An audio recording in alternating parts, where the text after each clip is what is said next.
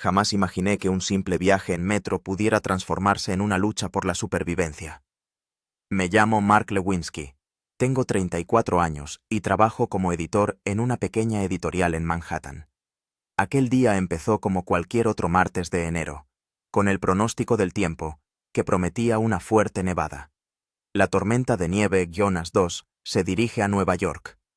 Se esperan hasta 40 centímetros de precipitaciones, anunció impasible el meteorólogo en la televisión, mientras yo me anudaba la bufanda antes de salir.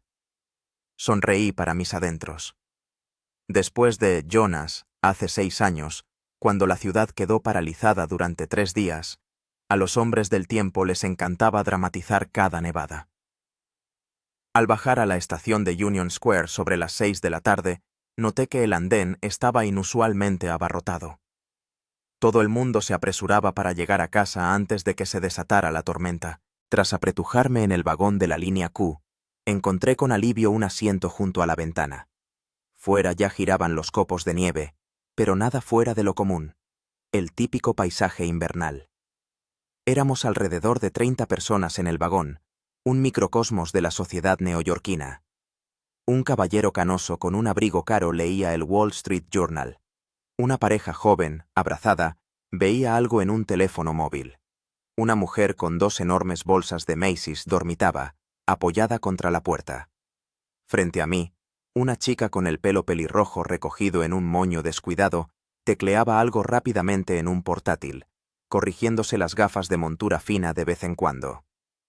Entre las estaciones de Atlantic Avenue y Prospect Park, el tren frenó de repente de manera brusca. Algo que ocurre a menudo. Un par de minutos de retraso y vuelta a la normalidad. Pero esta vez era diferente. Después de 10 minutos parados, se apagaron las luces y se encendió la tenue iluminación de emergencia. Estimados pasajeros. Se escuchó la voz del conductor a través de un altavoz que crujía.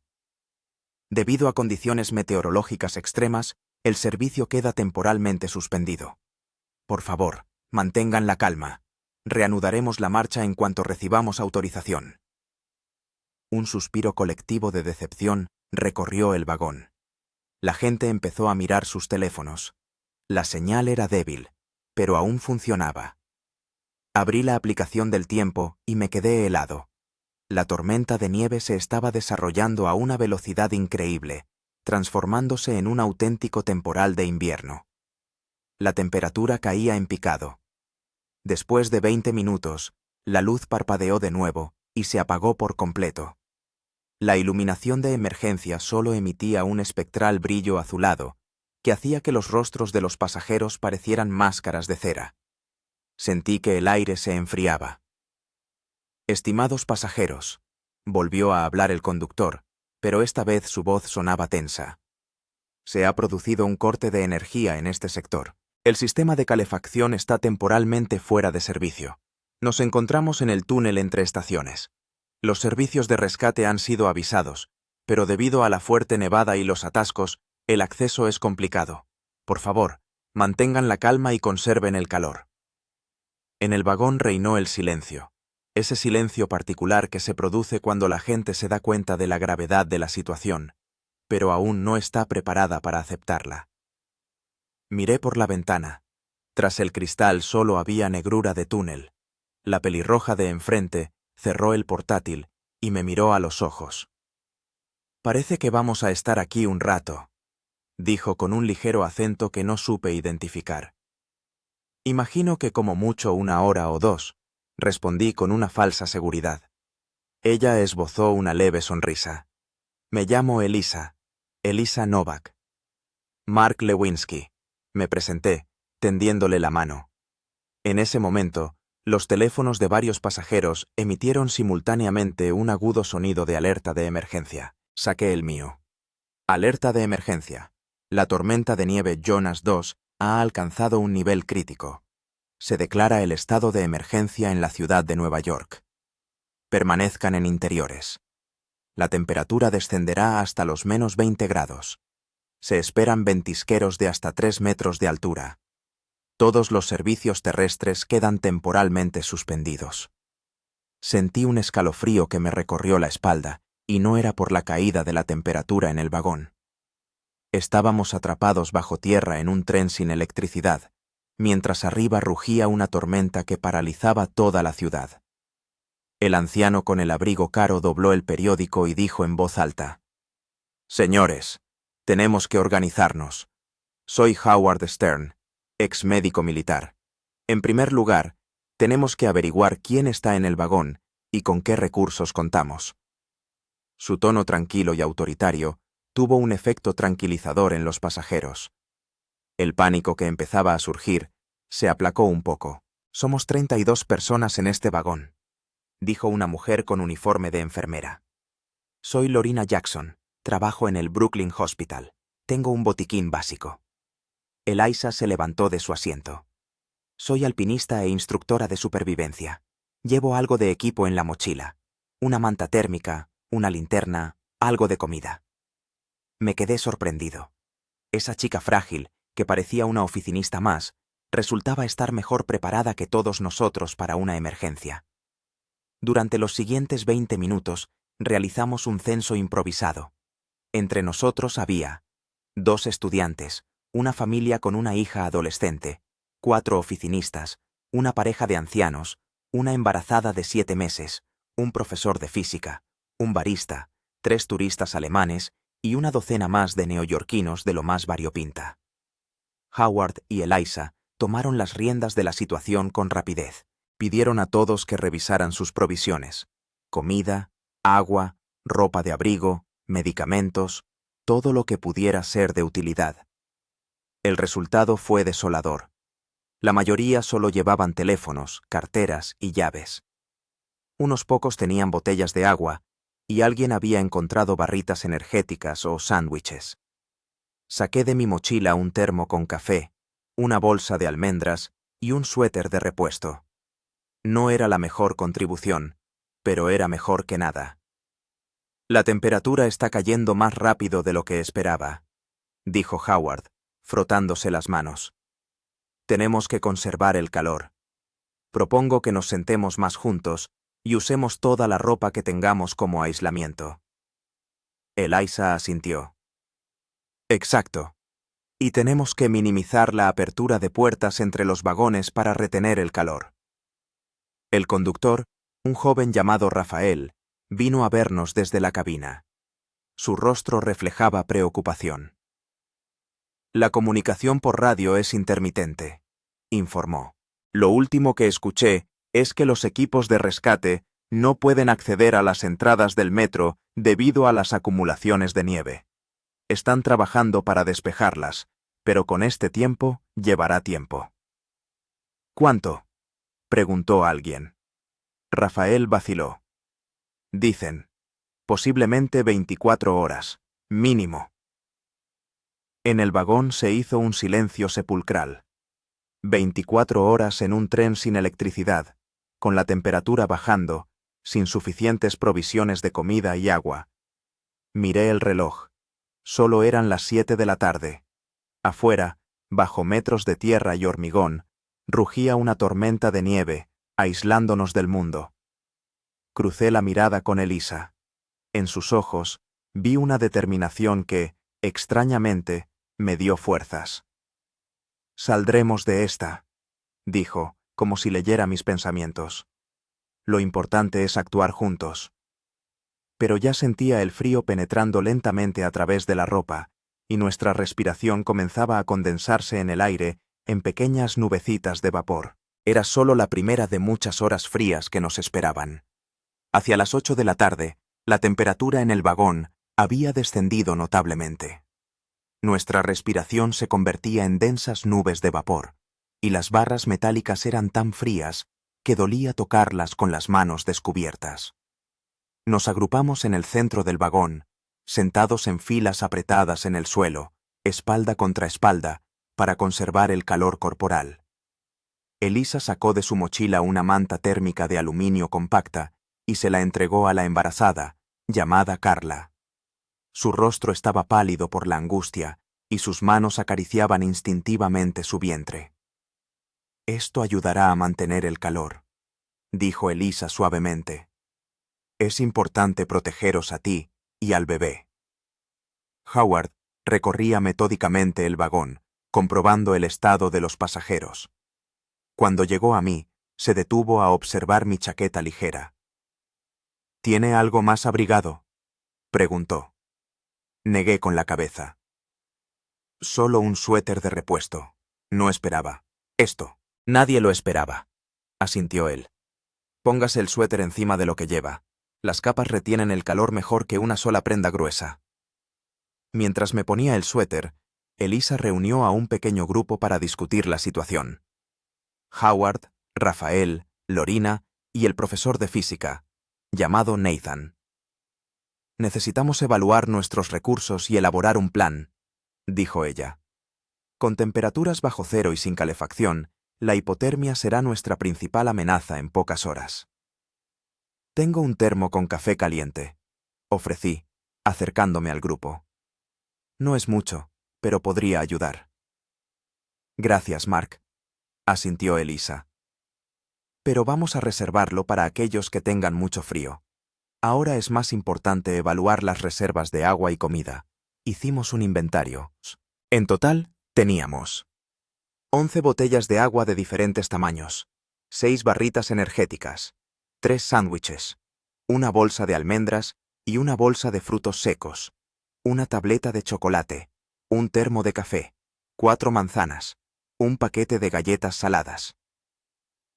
Esto alcanzará como mucho para una comida para 32 personas, constató Lorina con un tono sombrío. Tendremos que racionar, dijo Howard. Pequeñas porciones cada 6 horas, priorizando a la embarazada y a la adolescente. Elisa asintió. Estoy de acuerdo. Lo mismo con el agua. Pequeñas porciones. La deshidratación acelerará la hipotermia. Nathan, un hombre alto con canas en el pelo oscuro, se frotó la barbilla pensativamente. Hay otro problema. Las baterías de los teléfonos. Ahora mismo, son nuestro único canal de comunicación con el mundo exterior. Tengo una batería portátil, dijo Elisa, sacando un pequeño dispositivo de su mochila. Está completamente cargada y puede cargar aproximadamente 3 o 4 teléfonos. Yo también tengo una. Levantó la mano uno de los estudiantes. Excelente, dijo Howard. Propongo designar algunos teléfonos para comunicarnos con los servicios de emergencia y con nuestros seres queridos. El resto, apagarlos para ahorrar batería. Elegimos 5 teléfonos con la mejor señal, incluido el mío. Envié un mensaje a mi hermana, describiendo brevemente la situación y pidiéndole que se pusiera en contacto con los servicios de emergencia si no recibía noticias mías en 12 horas. Mientras nos organizábamos, noté que algunos pasajeros se mantenían al margen. Llamaba especialmente la atención un hombre de mediana edad con un traje caro, que tecleaba sin parar en su teléfono, ignorando lo que ocurría a su alrededor. Disculpe, le dije. Estamos intentando organizarnos para que a todos nos sea más fácil sobrellevar esta situación. ¿No quiere unirse? Me dirigió una mirada fría. Tengo cosas más importantes que hacer. Debo estar en una conferencia en Boston mañana por la mañana. Esto es una catástrofe para mi negocio. Me temo que todos compartimos el mismo problema ahora. Intenté hablar con calma. Y solo podemos resolverlo juntos. Escuche. Bajó la voz. Soy Víctor Reyes, director general de Apex Technologies. Una llamada, y mandan un equipo de rescate privado. No necesito su comuna. No tuve tiempo de responder. La temperatura seguía bajando, y uno de los turistas, un chico joven, empezó a temblar visiblemente. Sus labios estaban amoratados. Lorina se acercó rápidamente a él. ¿Cómo te llamas? Me llamo Klaus, balbuceó entre castañeteos de dientes. Klaus está entrando en hipotermia, anunció Lorina. Tenemos que calentarlo inmediatamente. Elisa se quitó su chaqueta y se la puso sobre los hombros al turista, mientras Howard empezaba a frotarle las manos. Dale un poco de café del termo, dijo Elisa, mirándome. Rápidamente desenrosqué la tapa y vertí un poco en un vaso de plástico. Klaus aceptó la bebida caliente con gratitud, abrazando el vaso con dedos temblorosos. «Tenemos que organizar una rotación», dijo Howard. «Los que están en el centro del grupo deben intercambiar puestos periódicamente con los que están afuera. Así el calor se distribuirá de manera más uniforme». Para las 9 de la noche, nos habíamos dividido en grupos de 5 o 6 personas, sentados en círculos apretados. Yo terminé en un grupo con Eliza, una pareja de ancianos, los Greenberg, un joven barista llamado Jay y uno de los turistas alemanes, un amigo de Klaus llamado Thomas. «¿Cuánto tiempo llevas practicando alpinismo?», le pregunté a Eliza, intentando distraerme del frío que se hacía cada vez más penetrante. «Desde los 18 años», respondió ella, frotándose las manos. «Soy de Eslovenia, allí tenemos los Alpes. Después de la universidad me mudé a Estados Unidos. Trabajo como instructora de escalada y supervivencia en condiciones extremas. Nunca pensé que estas habilidades me serían útiles en el metro de Nueva York». Intenté bromear. Ella esbozó una sonrisa. «Las habilidades de supervivencia son universales. Lo principal es mantener la calma y actuar metódicamente». La señora Greenberg, una mujer de unos 70 años con el pelo canoso cuidadosamente peinado, dijo en voz baja: «Esto me recuerda al invierno de 1977. Yo era una joven enfermera entonces. Una nevada igual de fuerte paralizó la ciudad durante 3 días». «¿Y cómo lo superaron?», preguntó Jay, abrazándose las rodillas. «Juntos», respondió ella simplemente. «Los vecinos ayudaban a los vecinos. Los desconocidos se hacían amigos. En tiempos difíciles, la gente se une o se separa. Nosotros elegimos lo primero». Sus palabras quedaron suspendidas en el aire, lleno del vapor de nuestros alientos. Miré el reloj. Las 9:30 de la noche. Solo habían pasado 3 horas y media desde que el tren se detuvo, pero parecía mucho más tiempo. En el extremo del vagón se oyó una voz fuerte. Víctor Reyes gritaba por teléfono: «No entiendo por qué es imposible. Les pago lo suficiente para solucionar este tipo de problemas». Después hubo silencio. Evidentemente la comunicación se había cortado. Víctor golpeó el asiento con el puño, furioso. Howard se acercó a él. «Señor Reyes, entiendo su frustración, pero ahora es importante conservar energía y calor. ¿Quiere unirse a uno de los grupos?». «Déjeme en paz», gruñó Víctor. «No voy a sentarme abrazado a extraños». Howard suspiró y regresó a nosotros. «La temperatura sigue bajando. Calculo que ya estamos a unos 5 grados en el vagón, y hará aún más frío por la mañana». «¿Qué pasa con los otros vagones?», pregunté. «¿Deberíamos comprobar si hay gente allí?». Rafael, que se había unido a nuestro grupo, negó con la cabeza. «Ya lo he comprobado. En los 2 vagones contiguos no hay nadie. Los demás están cerrados por el sistema automático de seguridad, y sin electricidad no podemos abrirlos». A las 10 de la noche, el frío se había vuelto realmente peligroso. Las partes metálicas del vagón estaban cubiertas de escarcha, y las ventanas empezaron a congelarse desde dentro, formando extraños dibujos de hielo. Mis dedos se entumecieron, a pesar de que los frotaba constantemente y les daba calor con mi aliento. Lorena y Howard iban de grupo en grupo, comprobando el estado de todos. Carla, la embarazada, parecía asustada, pero aguantaba con entereza. La adolescente, Zoe, estaba sentada abrazada a sus padres, envuelta en sus chaquetas. «Tenemos que movernos», dijo Eliza, levantándose. «La actividad física genera calor. Propongo hacer ejercicios sencillos cada media hora». Empezó a demostrar movimientos básicos: sentadillas, movimientos de brazos, flexiones. La mayoría de los pasajeros, a regañadientes, pero siguieron su ejemplo. Incluso a la tenue luz de las lámparas de emergencia, se podía ver cómo el movimiento devolvía el color a sus rostros. Después de 5 minutos de ejercicios, volvimos a sentarnos en los círculos apretados.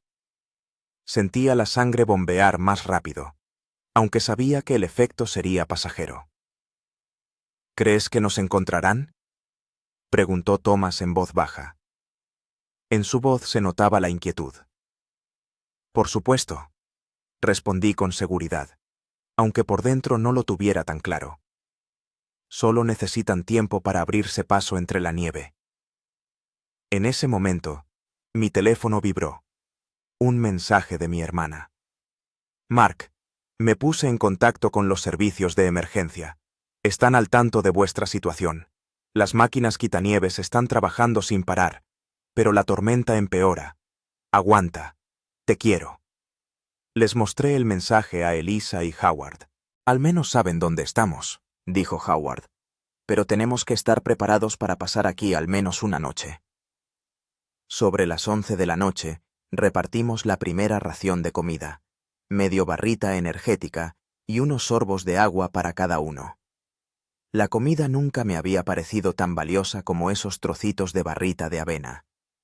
El frío se volvía cada vez más agresivo, penetrando la ropa, metiéndose bajo la piel, hincando sus dientes en los huesos. Noté que algunos pasajeros empezaban a mostrar signos de apatía. Mala señal, según me explicó Elisa. Cuando alguien deja de luchar contra el frío, es peligroso, me susurró. Tenemos que mantener la moral alta. Asentí y me dirigí a nuestro pequeño grupo. Vamos a conocernos mejor. Soy Mark, editor en una editorial. Me especializo en divulgación científica. Jay, barista y aspirante a DJ, sonrió un joven con rastas. Thomas, ingeniero de Múnich. Es la primera vez que vengo a Nueva York, dijo el turista alemán. Rebecca Greenberg, ex enfermera. Se presentó una mujer mayor. Y este es mi marido, Sol. Fue profesor de historia en la Universidad de Columbia. Elisa Novak, instructora de supervivencia, completó el círculo Elisa. Empezamos a contar historias cortas de nuestras vidas, a compartir planes de futuro, a hablar de nuestros libros y películas favoritos.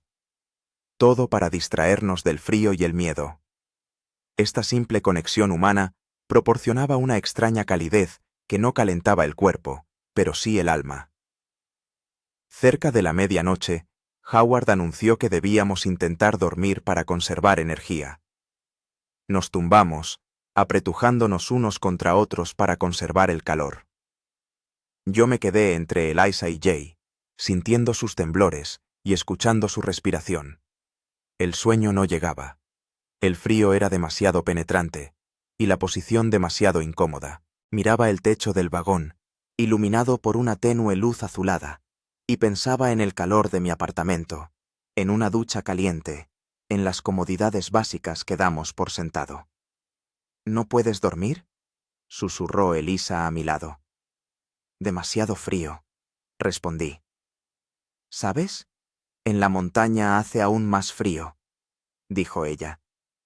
Una vez me quedé atrapada en un glaciar a 30 grados bajo cero. Pensé que no sobreviviría esa noche. ¿Cómo lo hiciste? Igual que ahora, minuto a minuto. La mañana siempre llega, Mark. Solo hay que llegar hasta ella.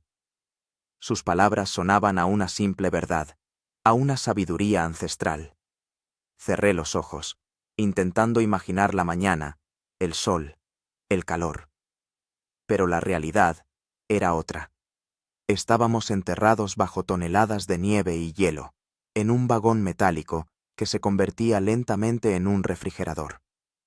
Lo último que oí antes de caer en un sueño inquieto fue el llanto silencioso de un niño en algún lugar del vagón y el susurro reconfortante de su padre. La calidez humana en medio de un gélido cautiverio. Me desperté temblando. El reloj marcaba las 3:15 de la mañana. Había dormido unas 3 horas, aunque el sueño se parecía más a un olvido intermitente. A mi alrededor, la mayoría de los pasajeros también dormitaban, apiñados en grupos compactos. El aire en el vagón era tan frío que cada inhalación quemaba los pulmones. Con cuidado, intentando no despertar a Elisa y Jay, me levanté apoyándome en el codo. En la tenue luz de emergencia, el vagón parecía un cuadro surrealista. Decenas de personas acurrucadas en el suelo, escarcha en las ventanas, el aire congelado lleno de cristales de hielo que brillaban a la luz tenue. En el extremo del vagón, vi movimiento. Howard y Lorena hablaban en voz baja, inclinados sobre un hombre mayor. Me levanté con cautela y me acerqué a ellos. ¿Qué pasa?, pregunté en un susurro. Lorena levantó la vista con ojos cansados. El señor Chen tiene problemas de corazón. Necesita medicamentos que no tenemos. El señor Chen, un hombre asiático delgado de unos 65 años, me dedicó una sonrisa débil. Está bien, joven. Simplemente a un corazón viejo no le gusta el frío. ¿Qué podemos hacer?, pregunté mirando a Howard. Mantenerlo caliente y esperar que la ayuda llegue pronto, respondió, poniendo su chaqueta sobre el señor Chen. Le he dado mis pastillas de nitroglicerina, pero no durarán mucho. Volví con nuestro grupo y descubrí que Eliza también se había despertado. ¿Problemas?, preguntó al notar mi expresión. Le conté brevemente la situación del señor Chen. La temperatura sigue bajando, dijo, exhalando una nube de vapor. Creo que ahora mismo en el vagón estamos a unos 5 bajo cero, quizás menos. ¿Cuánto tiempo puede aguantar la gente con este frío? Depende de muchos factores: edad, salud, ropa, respondió. Pero la hipotermia se convierte en una amenaza seria después de varias horas a esas temperaturas, especialmente para ancianos y niños. Miré mi teléfono. La batería había bajado al 30% y la señal era aún más débil. Las últimas noticias que pude descargar eran desalentadoras. La tormenta Jonas 2 era más fuerte de lo que habían predicho los meteorólogos, paralizando todo el noreste del país. En algunas zonas de Nueva York, la altura de las acumulaciones de nieve alcanzaba los 3 metros. «Hay que despertar a todos», dijo Eliza, incorporándose. «Es hora de moverse de nuevo y comprobar el estado de cada uno».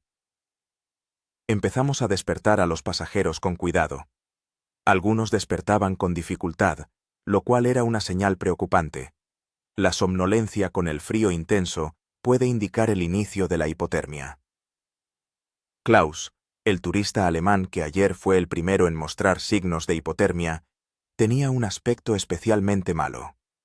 Sus labios habían adquirido un tono azulado y su mirada estaba desenfocada. «ist nicht gut», dijo Thomas preocupado, sosteniendo a su amigo. «Está muy mal». Lorna se acercó rápidamente y empezó a examinar a Klaus. «Tiene una hipotermia grave. Hay que calentarlo inmediatamente». Rodeamos a Klaus en un círculo apretado, creando un capullo de calor humano. Eliza sacó la última manta térmica de su mochila y la envolvió alrededor del alemán. «Dadle lo que queda de café», dijo. Revisé el termo. Quedaba muy poco líquido caliente. Klaus tomó unos sorbos con dificultad. «Danke. Gracias», susurró. Víctor Reyes, que hasta ahora se había mantenido apartado de todos, se acercó inesperadamente a nosotros. «Tengo una petaca con brandy», dijo, extendiendo un recipiente plateado. «Esto puede ayudar». Lorna negó con la cabeza. El alcohol crea la ilusión de calor, pero en realidad favorece la hipotermia. Dilata los vasos sanguíneos y el calor sale del cuerpo más rápido. Víctor pareció sorprendido. Pensaba que en las películas siempre les dan un trago a los que se están congelando. «Las películas a menudo se equivocan en cuestiones de supervivencia», dijo Eliza con suavidad. «Pero gracias por la oferta». Fue la primera vez que Víctor mostró preocupación por alguien que no fuera él mismo. Quizás la noche helada había derretido algo en su corazón. A las 4 de la mañana estábamos todos en pie, haciendo ejercicios bajo la dirección de Eliza. Sentadillas, balanceos de brazos, flexiones, todo lo que pudiera generar calor. Incluso Carla, la embarazada, realizaba con cuidado movimientos sencillos, sostenida por 2 mujeres. Después de la actividad física, distribuimos la segunda ración de comida, 1/4 de barra y unos sorbos de agua para cada uno.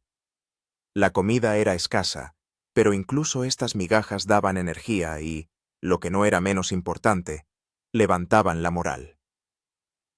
¿Crees que tardarán mucho en llegar hasta nosotros?, me preguntó Zoe, una adolescente.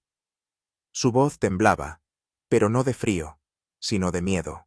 Estoy seguro de que sí, respondí con una confianza que no sentía. Están trabajando en ello ahora mismo. ¿Y si no? Sus ojos se abrieron de par en par.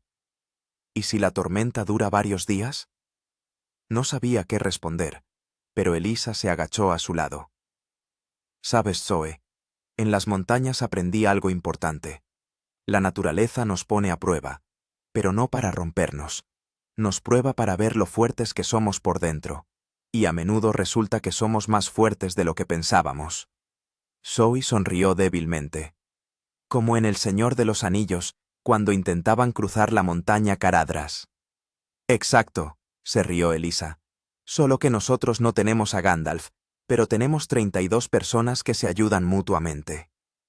Esa simple conversación pareció darle fuerzas a Zoe. Crucé una mirada de agradecimiento con su madre. A las 5 de la mañana, el frío era prácticamente insoportable. Incluso los que iban bien abrigados temblaban sin parar. Había perdido la sensibilidad en los dedos de los pies y los frotaba periódicamente para restablecer la circulación. Rafael, el maquinista, volvió de la cabina con noticias. He podido contactar con la central. Los equipos de rescate están intentando abrirse camino hasta la estación de Prospect Park, pero las máquinas quitanieves se están atascando en las acumulaciones de nieve. Prometen llegar a nosotros al mediodía. 7 horas más, murmuró alguien. Podemos hacerlo, dijo Howard con firmeza. Lo importante es no perder la esperanza y seguir moviéndonos. Pero era evidente que algunos pasajeros empezaban a perder ese mismo espíritu. La apatía y la somnolencia, signos peligrosos en caso de hipotermia, se manifestaban cada vez con mayor intensidad. Elisa se acercó a mí. Mark, tenemos que inventar algo para mantener a la gente consciente y en movimiento. Reflexioné. ¿Quizás algún juego o actividad que requiera la participación de todos? Buena idea, asintió. Algo que haga que la gente hable y piense. Me dirigí a los pasajeros. Amigos, vamos a jugar a un juego. Cada uno cuenta la historia más interesante de su vida, la aventura más asombrosa o el caso más insólito. Esto nos ayudará a conocernos mejor y a distraernos del frío. La idea fue recibida con un entusiasmo cauteloso. El primero en ofrecerse a contar su historia fue Sol Greenberg. En 1968 participé en unas excavaciones arqueológicas en Egipto. Estábamos explorando una tumba poco conocida en el Valle de los Reyes. Una noche, me quedé más tiempo que los demás en la tumba, absorto en el estudio de los jeroglíficos. De repente, la linterna se apagó y me encontré sumido en la más completa oscuridad, en lo más profundo de la tierra. La historia de Sol sobre cómo pasó una noche en una antigua tumba, confiando únicamente en su memoria y en el tacto para encontrar la salida, captó la atención de todos. A esta le siguieron otras. Lorina relató el complicado parto que atendió durante el huracán Sandy, cuando el hospital se quedó sin electricidad. Jay compartió su experiencia como DJ improvisado en una fiesta privada de famosos. Y Thomas habló sobre su trabajo como ingeniero en la Antártida. Cuando le tocó el turno a Eliza, guardó silencio unos instantes antes de empezar. Hace 3 años, estaba ascendiendo a la Annapurna en el Himalaya con un grupo de 5 personas. A unos 6.000 metros de altura, nos sorprendió una tormenta de nieve. La visibilidad era nula, y la temperatura cayó a menos 35 grados. Perdimos la comunicación con el campamento base, y nos desviamos de la ruta. Su relato sobre los 4 días de lucha por la supervivencia en el infierno helado del Himalaya, sobre cómo construyeron un refugio de nieve y se apoyaron mutuamente hasta que la tormenta amainó, me hizo ver nuestra situación bajo una nueva perspectiva. En comparación con lo que había vivido Elisa, nuestra situación parecía casi confortable. Cuando llegó mi turno, conté sobre un viaje a Islandia en el que me quedé atrapado durante 3 días en un pequeño pueblo debido a una erupción volcánica. La historia no era tan dramática como las otras, pero me esforcé por destacar cómo personas desconocidas se unieron ante la adversidad. Hacia las 6 de la mañana, empezó a clarear tímidamente tras las ventanillas del vagón. No era el amanecer propiamente dicho, sino ese estado particular del alba en el que la negrura de la noche cede lentamente el paso a las sombras grises. Aquello nos trajo una nueva esperanza. Habíamos sobrevivido a las horas más frías. Pero nuestra prueba aún distaba de haber terminado. Klaus, a pesar de todos los esfuerzos, había caído en un estado de semi-inconsciencia. El señor Chen se quejaba de dolores en el pecho. Carla, la embarazada, lloraba en silencio abrazando su vientre. «Tenemos que prepararnos para una posible evacuación», dijo Elisa. «Cuando los equipos de rescate lleguen hasta nosotros, es importante actuar rápido y de forma organizada». Elaboramos un plan. Los primeros en ser evacuados serían los que estuvieran en estado crítico: Klaus, el señor Chen y Carla. Después, los ancianos y el niño. El resto saldríamos en el orden que determinasen los rescatistas. «¿Y si no llegan hoy?», preguntó Jay en voz baja. Elisa le miró directamente a los ojos. «Entonces aguantaremos una noche más. Y otra, si es necesario. Ya hemos demostrado que podemos hacerlo». A las 7 de la mañana, el amanecer se había impuesto definitivamente, aunque en el túnel esto solo se notaba por un imperceptible cambio en la iluminación. Rafael volvió a intentar contactar con la central de control, pero fue inútil. La comunicación seguía fallando. Revisé mi teléfono. La batería había bajado al 15% y la señal era mínima. El último mensaje de mi hermana había llegado hacía 3 horas. «Los equipos de rescate están trabajando sin descanso. Aguanta, Mark. Toda la ciudad está rezando por vosotros». Toda la ciudad sabía de nosotros. 32 desconocidos atrapados bajo tierra en una gélida prisión. Me pregunto qué dirán las noticias. ¿Estarán mostrando nuestras fotos, recopiladas de las redes sociales? ¿Habrá gente que no nos conoce de nada preocupada por nosotros? Hacia las 8 de la mañana, repartimos la tercera ración de comida, las últimas migajas de nuestras provisiones. El agua también se estaba agotando. Howard propuso recoger el condensado que se formaba en las partes metálicas del vagón, pero era una cantidad ínfima. «La deshidratación es una amenaza seria», dijo Lorina, «sobre todo después de una noche sin beber». «Podríamos derretir un poco de nieve», propuse yo. «Si pudiéramos abrir las puertas y recoger nieve del túnel». Rafael negó con la cabeza. «Las puertas están bloqueadas por el sistema de seguridad. Sin electricidad, no podemos abrirlas». «¿Y las ventanas?», preguntó Elisa. «¿Hay ventanas de emergencia que se puedan romper?». «Sí, pero dan directamente al túnel», respondió Rafael. «Y no sabemos si es seguro salir ahí fuera».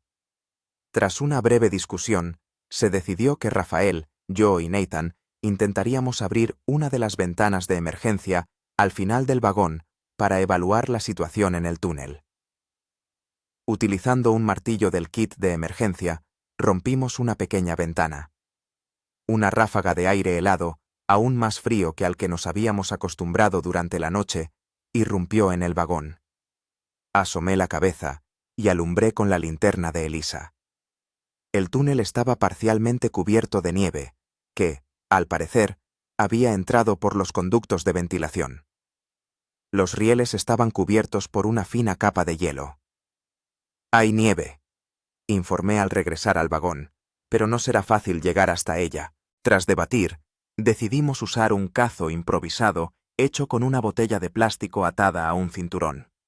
A través de la ventana rota, estiré el brazo y recogí un poco de nieve. Llenamos 2 botellas y cerramos rápidamente la abertura con chaquetas para minimizar la pérdida de calor. La nieve se fue derritiendo lentamente en las manos de los pasajeros, convirtiéndose en agua preciosa. No era suficiente para todos, pero al menos los más vulnerables, Klaus, El señor Chen, Carla y Zoe pudieron tomar unos sorbos. Sobre las 9 de la mañana, la temperatura en el vagón parecía haberse estabilizado en torno a los 7 grados bajo cero.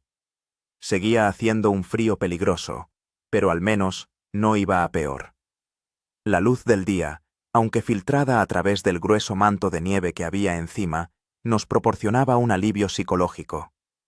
De repente, el vagón se estremeció levemente y oímos un zumbido lejano. ¿Qué es eso?, preguntó Rebecca Greenberg con tensión. Rafael aguzó el oído. Parece maquinaria en funcionamiento. Es posible que las quitanieves se estén acercando a la estación. Una ola de esperanza recorrió el vagón. La gente empezó a hablar entre sí. Algunos incluso sonrieron por primera vez en muchas horas. Elisa, sin embargo, se mantuvo concentrada. No os relajéis. Aunque estén cerca, podrían pasar varias horas antes de que lleguen hasta nosotros. Seguid moviéndoos y mantened el calor. Tenía razón. No podíamos permitirnos una falsa esperanza. Pero la mera idea de que la ayuda se acercaba nos daba fuerzas. Hacia las 10 de la mañana, el estado de Klaus había empeorado tanto que Lorina y Howard no se separaban de él ni un instante. El señor Chen tampoco tenía buen aspecto. Su rostro había adquirido un tono grisáceo y su respiración era superficial. «Tenemos que acelerar el rescate», dijo Lorina, dirigiéndose a Rafael. «Intenta contactar de nuevo con la central. Diles que tenemos una situación crítica». Rafael asintió y se fue a la cabina.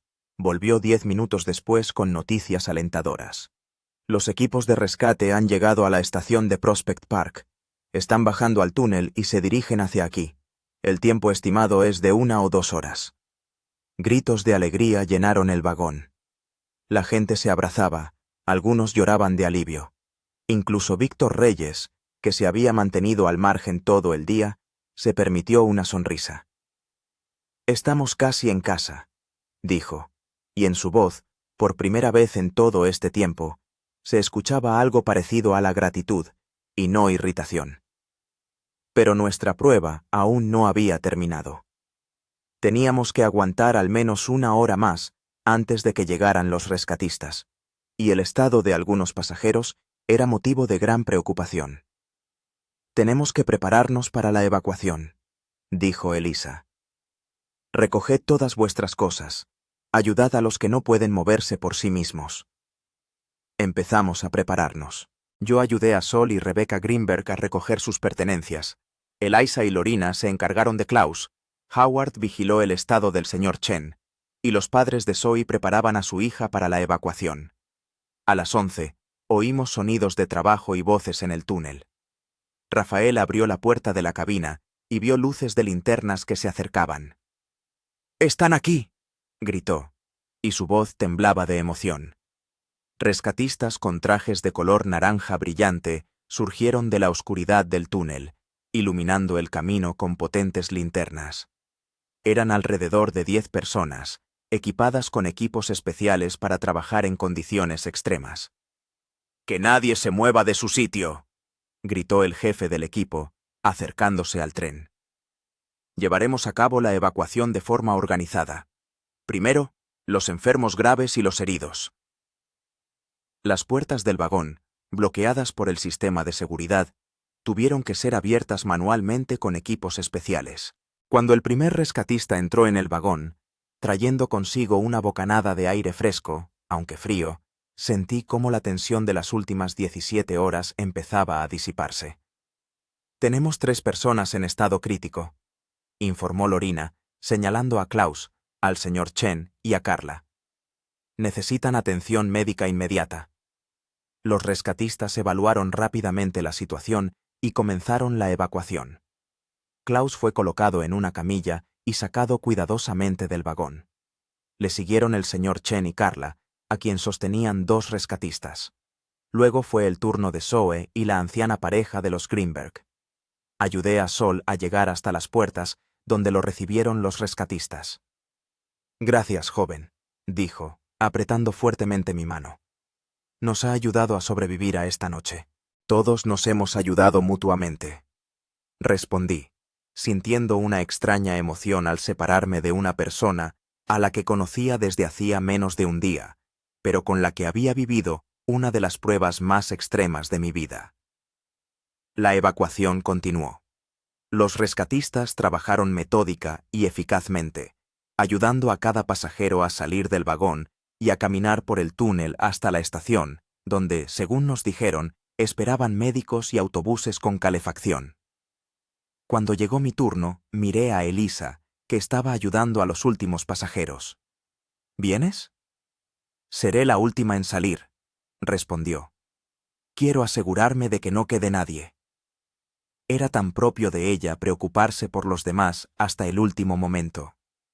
Al salir del vagón, me sorprendió la vista del túnel, parcialmente nevado, con carámbanos colgando del techo, como si no estuviéramos debajo de Nueva York, sino en una cueva de hielo. Los rescatistas habían abierto un estrecho sendero por el que avanzábamos en fila india, ayudándonos unos a otros.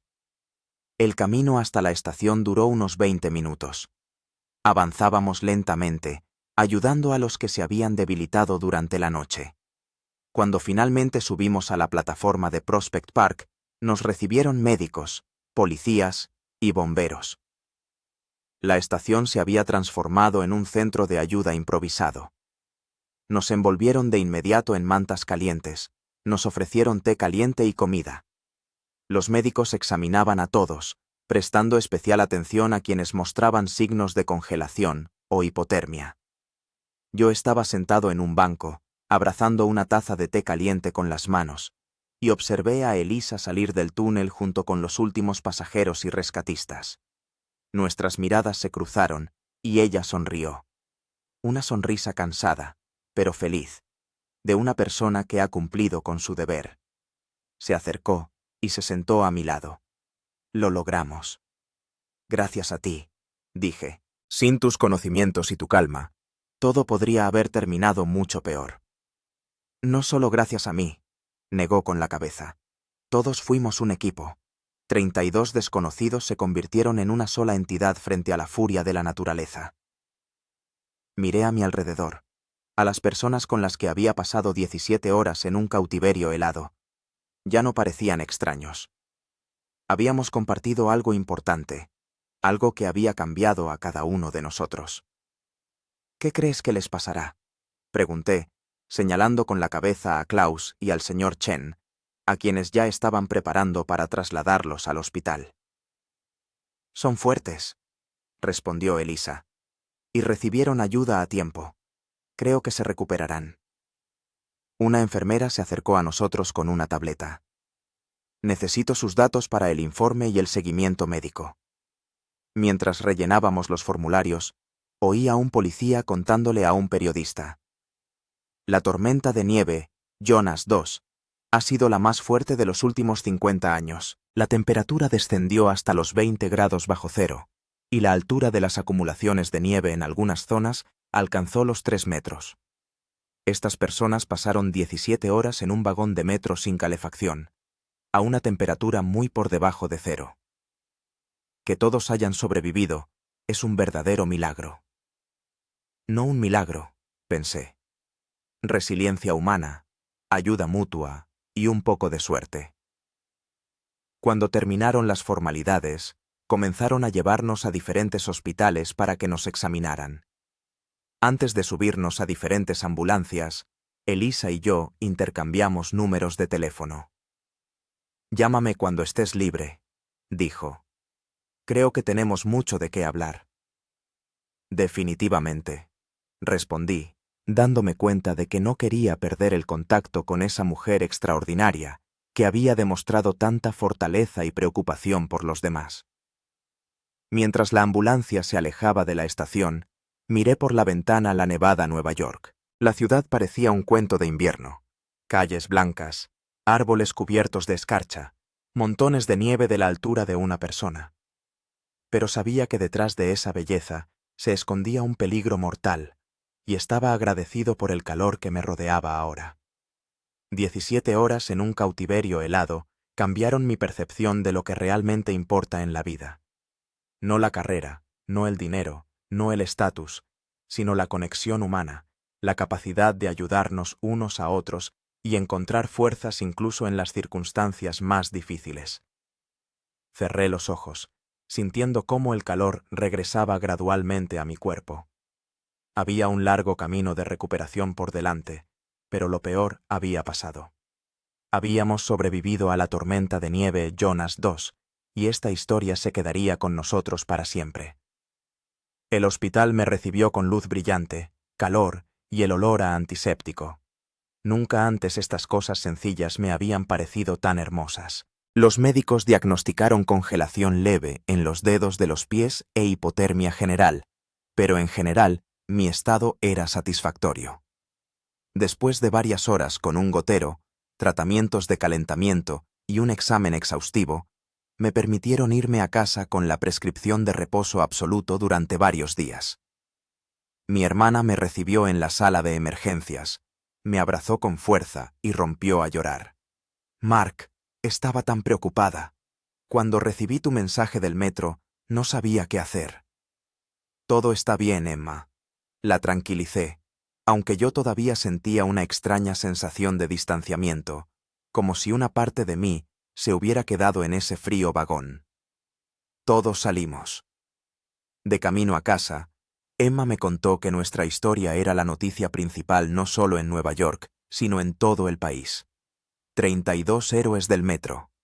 Así nos habían bautizado los periodistas. La tormenta de nieve, Jonas 2, había paralizado el noreste de Estados Unidos, convirtiéndose en una de las más fuertes de los últimos 50 años.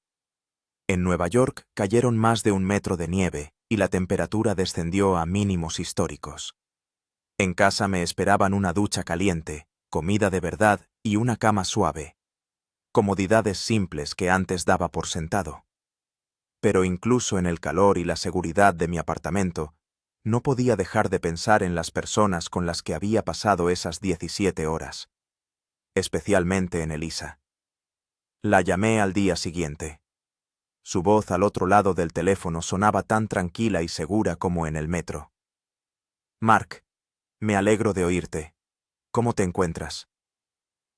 Mejor de lo que cabría esperar, respondí. ¿Y tú? Bien. Los médicos se sorprendieron de que no tuviera congelaciones. Creo que los años en la montaña me han curtido. Acordamos reunirnos en 2 días en un café cerca de mi casa. Durante ese tiempo, me enteré de las últimas noticias sobre los demás pasajeros. Klaus estaba estable tras sufrir una hipotermia grave. El señor Chen había sufrido un pequeño ataque al corazón, pero los médicos eran optimistas. Carla y su futuro bebé estaban perfectamente. El resto habían sufrido congelaciones leves y diferentes grados de hipotermia. Víctor Reyes, para mi sorpresa, concedió una entrevista al New York Times, donde alabó la solidaridad y la ayuda mutua que se habían manifestado entre los pasajeros. Esta noche ha cambiado mi perspectiva sobre las relaciones humanas, lo citaba el periódico. Cuando vi a Elisa entrar en la cafetería, me sorprendió lo diferente que se veía en su vida normal. Una melena pelirroja y brillante le caía suelta sobre los hombros, en lugar de un rostro pálido con labios amoratados. Ahora tenía un rubor saludable y en sus ojos brillaban alegres chispas. Llevaba unos sencillos vaqueros y un jersey verde que le sentaba de maravilla a sus ojos. Es raro verte sin 5 capas de ropa y escarcha en las pestañas. Bromeé cuando nos sentamos a la mesa. Ella sonrió. Debo reconocer que tú también estás mejor sin los labios azules y las manos temblorosas. Pedimos chocolate caliente. Ambos aún sentíamos una necesidad subconsciente de calor, y entablamos una conversación que fluyó de un tema a otro, como si fuéramos viejos amigos y no personas que se habían conocido en una situación extrema hacía menos de una semana. ¿Sabes que nos están invitando a programas de entrevistas?, preguntó Elisa, removiendo su chocolate. Good Morning America, Today Show, incluso Oprah ha mostrado interés. ¿En serio? Me sorprendí. A mí no me ha llamado nadie. Se pusieron en contacto conmigo a través del centro de alpinismo donde trabajo. Al parecer, Algún periodista descubrió que entre los pasajeros había una instructora de supervivencia. ¿Y qué les dijiste? Que no. Se encogió de hombros. No soy una heroína, Mark. Solo hice lo que sé hacer. El verdadero heroísmo lo demostraron personas normales, como tú, Howard, Lorina, incluso Víctor al final. La miré con admiración. Sabes, eso es precisamente lo que te hace especial. La mayoría de la gente se abalanzaría sobre la oportunidad de tener sus 15 minutos de fama. ¿Y tú? Levantó una ceja. ¿Te abalanzarías? Después de aquella noche, he reevaluado muchas cosas. Respondí con sinceridad. La fama no está precisamente en la lista de lo que ahora me parece importante. Eliza asintió. Es una reacción típica después de sobrevivir a una situación extrema. La gente empieza a priorizar de manera diferente. La pregunta es, ¿cuánto tiempo dura ese efecto? ¿Y a ti? Tú te has encontrado a menudo en situaciones así. ¿Te ha cambiado? Ella se quedó pensativa, mirando por la ventana hacia la calle nevada. La ciudad aún se estaba recuperando de la tormenta, pero la vida volvía gradualmente a la normalidad. Cada vez que me enfrento a un peligro mortal, me prometo a mí misma que voy a cambiar, apreciar más los momentos sencillos, decir a mis seres queridos que los quiero, no aplazar las decisiones importantes, dijo finalmente. Y durante un tiempo funciona. Pero luego, la rutina te atrapa y vuelves a aplazar la llamada a tus padres, aplazas el viaje con el que soñabas, aplazas la vida. Sus palabras tocaron algo profundo en mi interior. Yo también me había hecho promesas similares después de regresar del metro. No perder más tiempo en cosas sin sentido, empezar a escribir el libro que llevaba tiempo pensando, restablecer la relación con mi padre, con quien no hablaba desde hacía años. Quizá esta vez sea diferente, dije, más para mí que para ella. Quizá, sonrió. ¿Ya has empezado a cambiar algo? En realidad sí. Saqué el portátil de la bolsa. He empezado a escribir sobre nuestra experiencia, no por fama o dinero, solo para registrar lo que sentíamos, lo que pensábamos, para no olvidarlo. Eliza miró con interés la pantalla, donde estaba abierto el comienzo de mi relato. Tormenta de nieve, Jonas 2. 17 horas bajo tierra. ¿Puedo leerlo? Preguntó. Claro, pero es un borrador. Estoy escribiendo en primera persona, pero me gustaría incluir otras perspectivas. ¿Por ejemplo, la mía? Sonrió. Si no te importa compartirla. Nuestra reunión, que se había planeado como un simple café, se prolongó durante varias horas. Hablamos de la experiencia vivida, de lo diferentes que eran las reacciones de la gente ante el estrés y el frío, de los momentos de miedo y esperanza. Eliza me contó que, en algún momento de la noche, llegó a temer que no todos saldrían con vida, sobre todo Klaus y el señor Chen. ¿Sabes qué es lo que más me impresionó? Dijo cuando salimos de la cafetería al aire de la noche. La rapidez con la que unos desconocidos empezaron a preocuparse por los demás. Víctor empezó siendo el típico egoísta, pero al final estaba dando su chaqueta a una anciana. Gente que en la vida normal quizá ni siquiera se habría fijado en el otro, compartía las últimas gotas de agua y el calor de sus cuerpos. ¿Crees que es una manifestación de nuestra verdadera naturaleza? Pregunté. ¿O simplemente el instinto de supervivencia? Creo que es una manifestación de lo que podemos llegar a ser, respondió ella. En situaciones extremas, las máscaras se caen, las convenciones sociales desaparecen. Queda el ser humano en su esencia. Caminamos lentamente por la acera despejada. La nieve, atenazada por la helada, crujía bajo nuestros pies.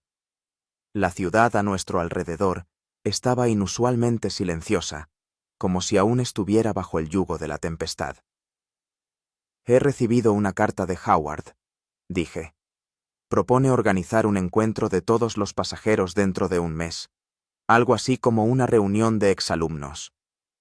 ¡Qué buena idea!, exclamó Eliza, animándose. Sería interesante ver a todo el mundo en condiciones normales. ¿Eso significa que vendrás? Por supuesto. ¿Y tú? No me lo perdería por nada del mundo. Sonreí. Llegamos al cruce donde nuestros caminos se separaban. Había algo incómodo en ese momento de despedida, como si no supiéramos cómo poner fin a nuestro encuentro después de todo lo que habíamos vivido juntos. Mark, dijo Eliza, inesperadamente seria. Hablaste de cambiar algo en tu vida después de esa experiencia. Yo también he estado pensando en ello. Y he decidido actuar, no solo prometérmelo. ¿Y qué has decidido? Pregunté, sintiendo cómo el corazón empezaba a latirme más rápido. Voy a hacer realidad un viejo sueño. Una expedición a la Patagonia. Voy a estudiar los glaciares mientras aún existen. Me voy dentro de 3 meses, por medio año. Vaya, fue todo lo que pude decir, sintiendo una extraña mezcla de admiración y decepción. Es impresionante. Gracias, sonrió. Y también he pensado, quizás te gustaría que nos viéramos un par de veces más antes de que me vaya. Me gustaría conocerte mejor, no solo como compañero de supervivencia. La pesadez que había sentido hacía un segundo se desvaneció, sustituida por una ligereza. Encantado, respondí, sin ocultar mi sonrisa. Quedamos en vernos de nuevo, y al despedirnos, Eliza me dio un abrazo fuerte, no como los que se dan las personas que intentan conservar el calor en un vagón helado, sino de verdad, cálido y sincero. Mientras volvía a casa, pensaba en lo extraño que es a veces la vida. A veces hay que estar al borde del abismo para empezar a valorarla de verdad. A veces hay que mirar a la muerte a la cara para entender cómo quieres vivir. Y a veces hay que quedarse atrapado en un vagón de metro congelado para encontrar a personas que cambiarán tu vida. En las semanas siguientes, me puse en contacto con muchos de los pasajeros de aquel tren. Klaus se recuperó por completo y nos invitó a todos a visitarlo en Múnich. El señor Chen volvió a su trabajo en la tienda de antigüedades y empezó a practicar tai chi para fortalecer el corazón. Carla dio a luz a un niño sano y lo llamó Rafael, en honor a nuestro maquinista. Víctor Reyes creó una fundación benéfica para ayudar a las personas sin hogar en invierno. ¿Quién lo hubiera dicho? Howard organizó la reunión, como había prometido. 26 de los 32 pasajeros acudimos a un pequeño restaurante de Brooklyn. Fue una noche de recuerdos, risas y lágrimas. Estábamos unidos por un hilo invisible de experiencia compartida, una experiencia que es imposible de explicar por completo a quienes no estuvieron allí. Eliza estaba sentada a mi lado, su mano a veces rozaba la mía, y en esos momentos sentía el mismo calor que aquella fría noche, cuando estábamos sentados hombro con hombro, conservando las preciadas migajas de calor. Al final de la noche, Howard propuso un brindis. Por las lecciones que nos ha enseñado la tormenta Jonas II, por la humanidad que se manifiesta en los momentos más oscuros, y por las conexiones que hemos encontrado cuando lo habíamos perdido todo. Levantamos nuestras copas, y yo crucé la mirada con Eliza.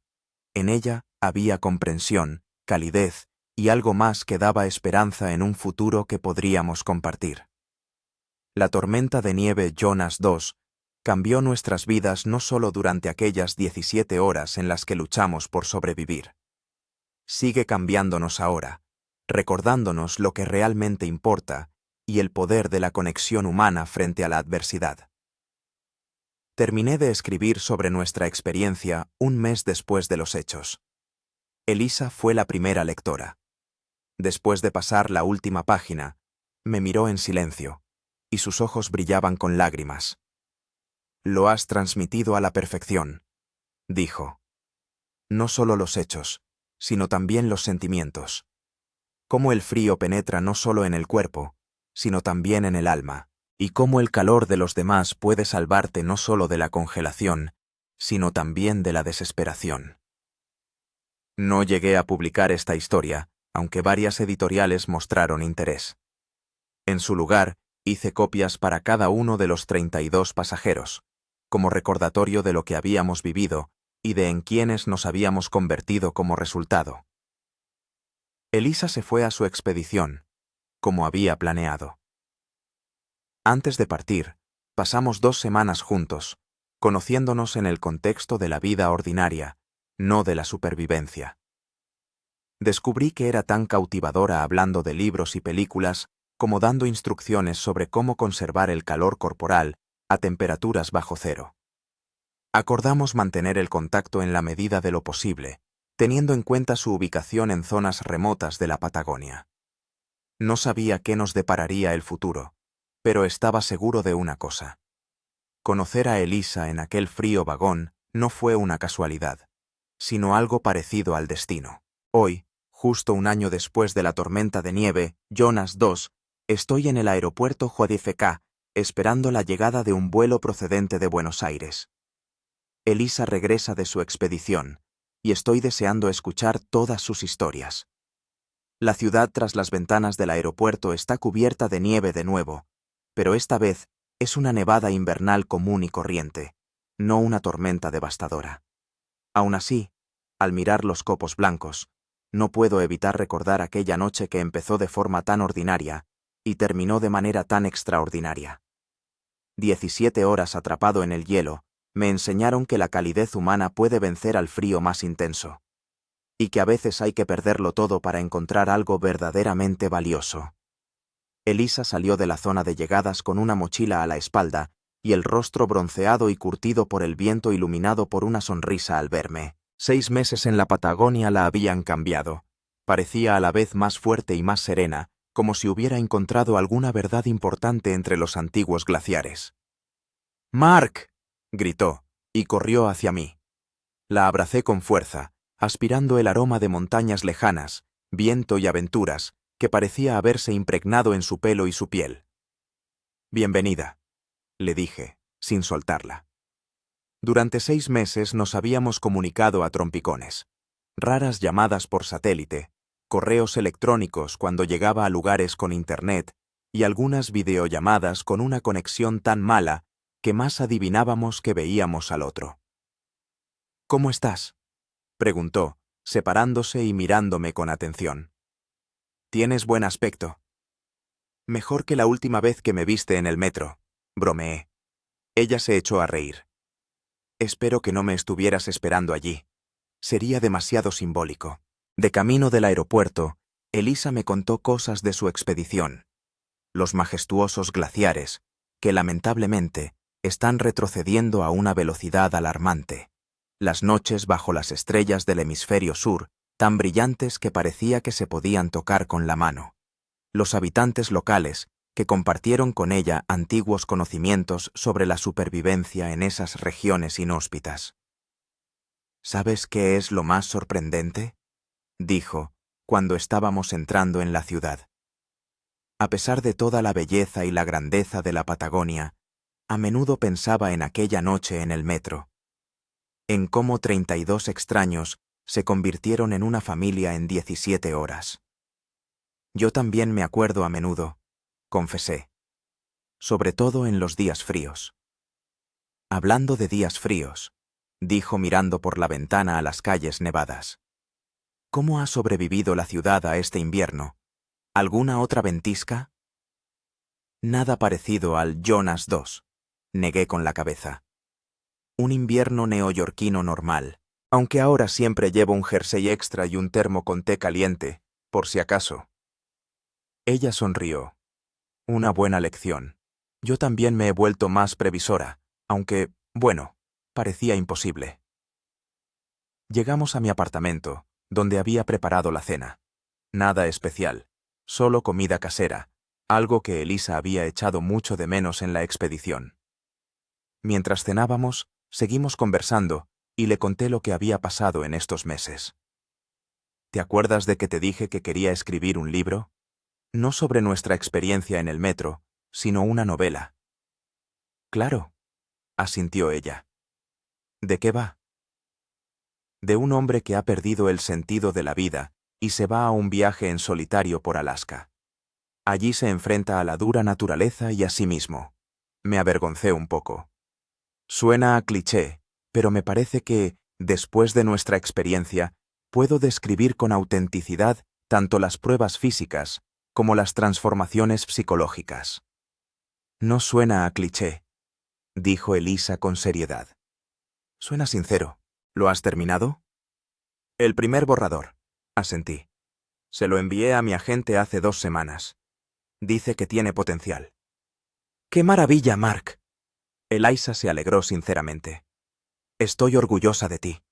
Muchos dicen que cambiarán su vida después de superar una crisis, pero pocos lo hacen de verdad. Tú lo has hecho, observé. Te fuiste a la expedición de tus sueños. Sí, pero yo ya me dedicaba a cosas así. Para mí ha sido más bien una continuación de un camino que un cambio radical. Hizo una pausa. Por cierto, ¿sigues en contacto con alguien del vagón? Sí, con varios, respondí. Howard se ha convertido en una especie de líder no oficial de nuestro grupo. Organizó otra reunión hace un par de meses. Fueron menos personas que la primera vez, pero aún así estuvo genial. ¿Y qué tal Klaus? ¿Y el señor Chen? Klaus se recuperó por completo y volvió a Alemania.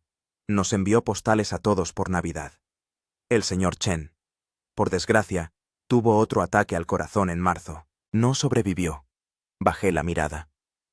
Su familia dijo que recordaba a menudo aquella noche y a las personas que le ayudaron. Decía que le había dado meses adicionales de vida y fe en la humanidad. Elisa asintió en silencio, asimilando la noticia. ¿Y Carla y el bebé?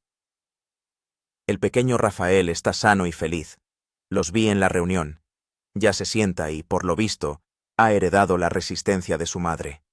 Sonreí al recordar al bebé de mejillas regordetas, al que Carla mostraba a todos con orgullo. ¿Y Víctor Reyes? ¿Aquel empresario arrogante? Aquí la historia es interesante. Me animé. Su fundación benéfica para ayudar a las personas sin hogar en invierno funciona de verdad. Invirtió una suma importante y atrajo a otros inversores. Este invierno han proporcionado ropa de abrigo y alojamiento temporal a más de 1000 personas. Increíble, dijo Elisa, negando con la cabeza. ¿Quién lo hubiera imaginado?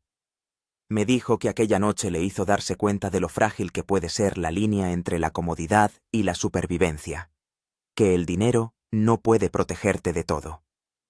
Seguimos hablando de nuestros compañeros de infortunio, de cómo había cambiado su vida después de aquella noche. Algunos, como Víctor, habían experimentado transformaciones significativas. Otros habían vuelto a su vida normal, conservando la experiencia como un recuerdo importante, pero no definitorio. Después de la cena, pasamos al salón con tazas de té.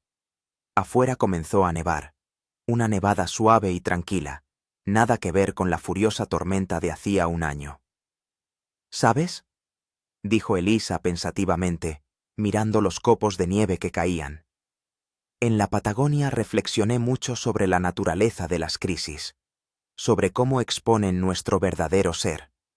En la vida cotidiana, llevamos máscaras, interpretamos roles, cumplimos con las expectativas, pero cuando llega una verdadera prueba, ya sea una tormenta de nieve que bloquea el metro o una luz en las montañas, todo eso se desvanece. Solo queda el ser humano en su esencia. ¿Y cómo resultamos ser en nuestra esencia?, pregunté. De formas diferentes, sonrió ella. Víctor empezó siendo egoísta, pero despertó su compasión. Howard asumió inmediatamente el papel de líder y protector. Tú fuiste callado, pero fiable, siempre dispuesto a ayudar. Yo. Probablemente fui demasiado controladora. Fuiste la salvación, repliqué. Sin tus conocimientos y tu calma, todo podría haber terminado mucho peor. Puede. Se encogió de hombros. Pero creo que la principal lección de aquella noche no es el heroísmo individual, sino la fuerza colectiva, en cómo 32 personas diferentes se convirtieron en un solo organismo, trabajando para la supervivencia de todos. Asentí. recordando cómo nos sentábamos, apretujados unos contra otros, compartiendo el calor de nuestros cuerpos. Cómo distribuíamos las escasas provisiones de comida y agua. Cómo apoyábamos a los que se debilitaban. Elisa. La miré a los ojos. ¿Qué va a pasar ahora? ¿Contigo? ¿Conmigo? ¿Con nosotros? Ella dejó la taza y me tomó la mano. Me han ofrecido dirigir una nueva expedición, esta vez al Ártico, para estudiar el impacto del cambio climático en la capa de hielo. Es un gran honor y un trabajo importante. El corazón se me hundió. Apenas había regresado, y ya se iba de nuevo. ¿Cuándo? Fue lo único que pude preguntar. En 4 meses. La expedición está planeada para 1 año. Apretó mi mano con más fuerza. Pero antes de aceptar la oferta, quería hablar contigo. ¿Conmigo? ¿Por qué? Porque en estos 6 meses en la Patagonia me he dado cuenta de algo importante. Respiró hondo. Amo las montañas, los glaciares, las aventuras. Pero también me he dado cuenta de que no quiero seguir viviendo momentos importantes sola. No quiero ver una puesta de sol impresionante y no tener a nadie a quien voltear y decirle, ¿ves esto? Guardé silencio, temiendo malinterpretar sus palabras. Mark, pienso en ti, dijo directamente. En nosotros, en lo que empezó en aquel frío vagón y ha continuado, a pesar de la distancia y el tiempo. Y pensé, tal vez quieras venir conmigo al Ártico. ¿Al Ártico? Estaba atónito. Pero yo no soy científico, ni explorador. La expedición necesita un documentalista. Sonrió ella. Alguien que registre nuestras observaciones, lleve un diario, tal vez escriba un libro sobre el cambio climático y su impacto en las regiones polares. Tu experiencia como editor y tu nueva experiencia como escritor encajan a la perfección. ¿Hablas en serio? Todavía no podía creerlo. Absolutamente, asintió. Es una decisión importante, y entenderé si dices que no. Aquí tienes un trabajo, amigos, una vida. Pero si aquella noche en el metro nos enseñó algo, es que la vida es demasiado corta e impredecible como para no seguir lo que realmente importa. La miré. Una mujer fuerte, inteligente e intrépida, que apareció en mi vida en el momento más oscuro y frío, que me enseñó a sobrevivir no solo físicamente, sino también espiritualmente, que me demostró que incluso en el infierno helado se puede encontrar el calor de la conexión humana. Iré, dije, sorprendido por mi propia determinación. Escribiré un libro sobre el Ártico, sobre el cambio climático y sobre lo importante que es preservar este mundo para las futuras generaciones. Elisa se iluminó. ¿De verdad? ¿No estás bromeando? Nunca he estado más en serio. La atraje hacia mí. Después de aquella noche en el metro, me prometí no seguir posponiendo la vida para después. No dejar pasar las oportunidades de crecimiento y cambio. Esta expedición es justo lo que necesito, y tú eres justo la persona con la que quiero compartir esta experiencia. Nos besamos, y en ese beso había una promesa de un futuro lleno de aventuras, desafíos y descubrimientos, compartidos, no solitarios. La nieve afuera se intensificó, pero ahora no causaba temor. Recordaba que a veces las pruebas más duras conducen a las oportunidades más hermosas, que a veces hay que pasar frío para apreciar de verdad el calor. Hace 1 año, la tormenta de nieve Jonas 2 cambió nuestras vidas, encerrándonos en un vagón de metro helado durante 17 horas. Pero los verdaderos cambios ocurrieron después, en las decisiones que tomamos, en los caminos que elegimos, en las conexiones que creamos. 32 desconocidos se convirtieron en familia por una noche. Algunos siguieron siendo amigos durante años. Y 2 encontraron el uno en el otro lo que habían buscado toda la vida. Un compañero para la aventura más grande de todas. Una vida vivida plena, con valentía y con el corazón abierto, ya. El Ártico nos recibió con una blancura majestuosa y un silencio que parecía casi tangible. 4 meses después de que Elisa regresara de la Patagonia, nos unimos a una expedición internacional de investigación con base en una pequeña estación a 200 kilómetros del Círculo Polar Ártico. Nuestro equipo estaba formado por 12 personas: climatólogos, glaciólogos, biólogos, ingenieros, Elisa como especialista en supervivencia en condiciones extremas, y yo, el cronista oficial de la expedición. Mi tarea era documentar no solo las observaciones científicas, sino también la experiencia humana de vivir en el fin del mundo. Las primeras semanas se dedicaron a la aclimatación y al entrenamiento. A pesar de todas las historias de Elisa y mi propia experiencia en el metro, nada podía prepararme por completo para la realidad del frío ártico. Penetrante, omnipresente, absoluto. A menos 35 grados, el aire exhalado se convertía instantáneamente en cristales de hielo, y la piel expuesta por descuido podía sufrir congelación en cuestión de minutos. «¿Qué tal?», preguntó Elisa una noche cuando regresamos de una salida de entrenamiento. Compartíamos una pequeña habitación en la estación, 2 estrechas literas, una mesa junto a la ventana con vistas a las infinitas extensiones de nieve y una estufa que proporcionaba un calor bendito. Honestamente, un poco abrumado, admití, frotándome las manos.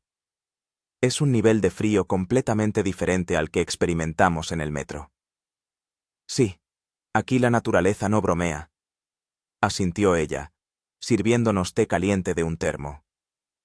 Pero lo estás llevando mejor que muchos novatos. Creo que aquella noche en el metro sí fue una buena preparación, al final. Tomé un sorbo del té abrasador. ¿Sabes qué es lo más extraño? A veces, cuando salgo y me envuelve este frío, tengo una extraña sensación de déjà vu, como si una parte de mí todavía estuviera en aquel vagón entre los 30 desconocidos, luchando por sobrevivir. Elisa asintió pensativa. Las experiencias traumáticas a menudo dejan ecos como ese, pero hay una diferencia. Ahora sabes que puedes sobrevivir al frío extremo. Tienes el equipo adecuado, el conocimiento y el apoyo. Y a ti, añadí, tomándola de la mano. Y a mí, sonrió ella. Nuestro trabajo en la expedición fue intenso y fascinante.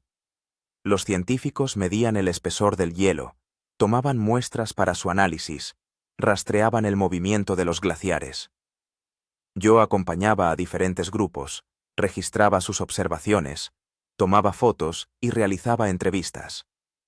Por las noches trabajaba en la estructura del futuro libro que debía contar al mundo lo que está sucediendo con los hielos árticos y por qué es importante para todo el planeta. Elisa era responsable de la seguridad de la expedición, realizaba entrenamientos de supervivencia, planificaba rutas teniendo en cuenta las condiciones climáticas, supervisaba el estado del equipo. Estaba en su elemento, segura de sí misma, competente, respetada por todo el equipo. 2 meses después del inicio de la expedición, recibimos un mensaje de Howard. Estaba organizando el 2º aniversario de nuestro cautiverio helado en el metro e invitaba a todos los que pudieran asistir a una reunión virtual. Para nosotros, que estábamos en el Círculo Polar Ártico, esto significaba conectarse a través de una conexión satelital con ancho de banda limitado. ¿Quieres participar?, preguntó Elisa después de leer el correo electrónico. Por supuesto, asentí. Será raro ver a todos desde donde estamos ahora. El día señalado, nos reunimos en el centro de comunicaciones de la estación. La conexión era inestable, la imagen se congelaba periódicamente, pero aún así pudimos ver caras conocidas en la pantalla. Howard con su barba gris, que parecía aún más imponente. Lorena, tan serena y atenta como siempre. Carla con el pequeño Rafael, que ya caminaba con seguridad y miraba la cámara con curiosidad. Jay con un nuevo corte de pelo. La familia de Zoe. Y, para nuestra sorpresa, Víctor Reyes, que parecía completamente diferente, relajado, con una sonrisa amable en lugar de su anterior arrogancia. «Mark, Elisa», exclamó Howard, cuando nuestra imagen apareció en su pantalla. No puedo creer que estén en el Ártico. ¿Qué tal por allí? Frío, se rió Elisa. Pero es un frío planeado, a diferencia de nuestro encuentro hace 2 años. Les contamos brevemente sobre nuestra expedición, la importancia de la investigación y cómo la experiencia de supervivencia en el metro nos ayudó a prepararnos para la vida en las condiciones extremas del Ártico. ¿Así que ahora están juntos?, preguntó Carla, abrazando al pequeño Rafael. Sí. La abracé a Elisa por los hombros. Aquella noche en el metro nos unió, y desde entonces no nos hemos separado. Bueno, salvo su expedición a la Patagonia. Es tan romántico, suspiró Zoe, que había pasado de ser una adolescente asustada a una joven segura de sí misma. Conocerse en una situación tan extrema y luego ir juntos a conquistar el Ártico. ¿Y cómo están los demás?, preguntó Elisa. ¿Tomás y Klaus? Klaus se ha recuperado por completo, respondió Howard. No ha podido unirse hoy, pero ha enviado una carta. Dice que aquella noche cambió su perspectiva de la vida. Se ha hecho voluntario en el servicio de rescate de montaña en los Alpes. ¿Y Rafael? ¿Nuestro maquinista?, pregunté. Está aquí. La cámara giró y vimos el rostro familiar del joven maquinista del metro. Hola a todos, sonrió Rafael. Me alegra veros. Sigo trabajando en el metro, pero ahora también imparto cursos de seguridad para los nuevos empleados. Utilizo nuestra experiencia como ejemplo práctico. Seguimos hablando, compartiendo noticias y recuerdos. A pesar de los 2 años transcurridos, la conexión entre nosotros seguía siendo fuerte, no tan intensa como aquella noche, pero profunda y significativa. Hacia el final de la reunión, Víctor Reyes pidió la palabra. Me gustaría decir algo, comenzó, y su voz sonaba diferente a como la recordaba, más suave, más sincera. Hace 2 años era otra persona, egoísta, arrogante, creía que mi dinero y mi posición me hacían mejor que los demás. Aquella noche en el metro me demostró lo equivocado que estaba. Cuando la temperatura cayó bajo cero, mi estatus y mi cuenta bancaria no significaron nada. Lo único que importaba era la humanidad, la compasión y la ayuda mutua. Hizo una pausa, como reuniendo sus pensamientos. Después de aquella noche, creé una fundación benéfica para ayudar a las personas sin hogar durante el invierno. En 2 años hemos ayudado a más de 2000 personas. Pero no se trata solo de eso. Cambié mi vida. Renuncié a mi puesto de CEO, simplifiqué mi estilo de vida, empecé a pasar más tiempo con mi familia y a dedicarme a lo que realmente importa. Y todo esto gracias a vosotros, 31 desconocidos que me mostraron lo que significa ser humano. En la pantalla se veía cómo Howard le daba una palmada en el hombro a Víctor, y Lorina se secaba una lágrima a escondidas. Gracias, Víctor, dijo Elisa. Tu historia demuestra que incluso las pruebas más difíciles pueden conducir a cambios positivos. Después de la reunión virtual, Elisa y yo nos quedamos sentados un buen rato junto a la ventana de nuestra habitación, contemplando la noche ártica iluminada por la aurora boreal. Olas de luz verde y violeta bailando en el cielo. ¿En qué estás pensando?, preguntó ella, notando mi expresión pensativa. En la cadena de acontecimientos, respondí. Si no hubiera sido por aquella tormenta de nieve, si el tren no se hubiera detenido, si no se hubiera ido la luz, nunca nos habríamos conocido. Víctor no habría cambiado su vida. Klaus no se habría hecho rescatista. Todas estas vidas habrían seguido caminos separados. Eso me recuerda a la teoría del caos, asintió Elisa. El aleteo de una mariposa en Brasil puede causar un tornado en Texas. O, en nuestro caso, una tormenta de nieve en Nueva York puede llevarnos a una expedición en el Ártico. Y a esto. Saqué del bolsillo una pequeña caja que había traído conmigo desde Nueva York y estaba esperando el momento adecuado. Elisa Novak, me has enseñado a sobrevivir en las condiciones más extremas, tanto física como emocionalmente. Me has mostrado lo que significa ser fuerte sin perder la compasión. Has cambiado mi vida, y quiero pasarla contigo. En el calor y en el frío, en la comodidad y en las situaciones extremas. ¿Quieres casarte conmigo? Sus ojos se abrieron de par en par cuando abrí la caja, que contenía un sencillo anillo de plata adornado con una pequeña piedra azul que recordaba el color del hielo ártico. Sí, exhaló. Sí, claro que sí. Nos abrazamos bajo el resplandor del cielo boreal, y pensé en lo extraña y maravillosa que es la vida, en cómo los momentos más oscuros y fríos pueden conducir a la luz y el calor más brillantes. La expedición continuó durante 10 meses más. Durante ese tiempo, recopilamos una enorme cantidad de datos sobre el estado del hielo ártico. Yo escribí un borrador de un libro, y Elisa desarrolló nuevos protocolos de seguridad para trabajar en las condiciones cambiantes del clima ártico.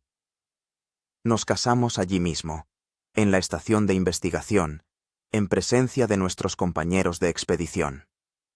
La ceremonia fue sencilla, pero sincera.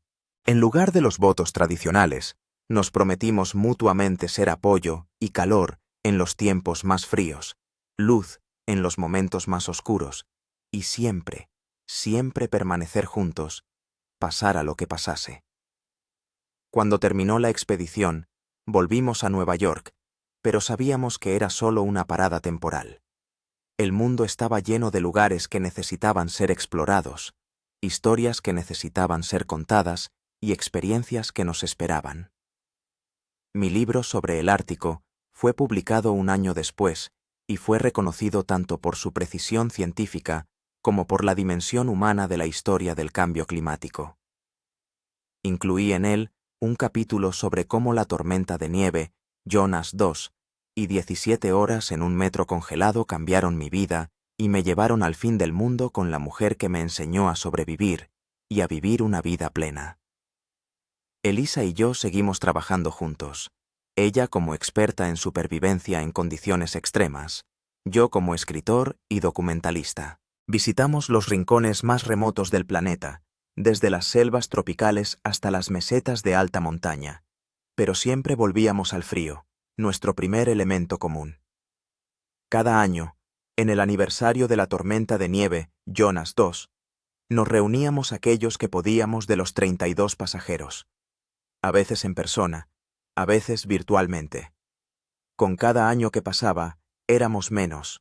Algunos perdían el interés, otros se mudaban demasiado lejos, otros fallecían. Pero el núcleo del grupo permanecía invariable. Howard, Lorina, Carla con Rafael, la familia de Zoe, Víctor, Jay y Elisa y yo. En el 10º aniversario, Howard organizó un encuentro especial, no en un restaurante como de costumbre, sino en la misma estación de metro Prospect Park, cerca de donde quedamos atrapados aquella noche fatídica. Las autoridades de la ciudad incluso nos permitieron bajar al túnel acompañados por empleados del metro. Estando en el mismo lugar donde nuestro tren quedó varado 10 años atrás, experimenté una extraña sensación, no miedo ni incomodidad, sino una profunda gratitud. Aquel túnel frío y oscuro cambió mi vida para bien, me regaló amor, un propósito y una nueva familia, no unida por la sangre, sino por la experiencia compartida de la supervivencia. ¿En qué piensas?, preguntó Elisa, tomándome de la mano. En 10 años, en su cabello pelirrojo, habían aparecido hebras plateadas y en las comisuras de sus ojos, arrugas de reír y entrecerrar los ojos bajo el brillante sol polar. Pero su mirada seguía siendo tan clara y fuerte como siempre. En que el frío puede ser no solo un enemigo, sino también un maestro, respondí. Nos muestra quiénes somos realmente cuando todas las máscaras y convencionalismos se caen. Y a veces, lo que encontramos debajo de esas máscaras resulta ser mucho mejor de lo que pensábamos. Ella sonrió y apretó mi mano con más fuerza. Y además, el frío nos enseña a valorar el calor, no solo el físico, sino también el humano. Estábamos de pie en el túnel donde, 10 años atrás, luchamos por sobrevivir, rodeados de personas que habían pasado de ser extraños a convertirse en familia. Por delante nos esperaban nuevas expediciones, nuevos libros, nuevos desafíos. Pero pasara lo que pasara, sabíamos una cosa. Juntos podríamos superar cualquier tormenta, cualquier frío, cualquier oscuridad. Porque la lección más importante de la tormenta de nieve, Jonas 2, no radicaba en las técnicas de supervivencia, sino en la comprensión de que el verdadero calor no proviene de los calentadores o la ropa, sino de los corazones humanos, abiertos unos a otros en el momento de mayor vulnerabilidad. Y ese calor, una vez encontrado, nunca desaparece por completo, ni siquiera en la noche más fría.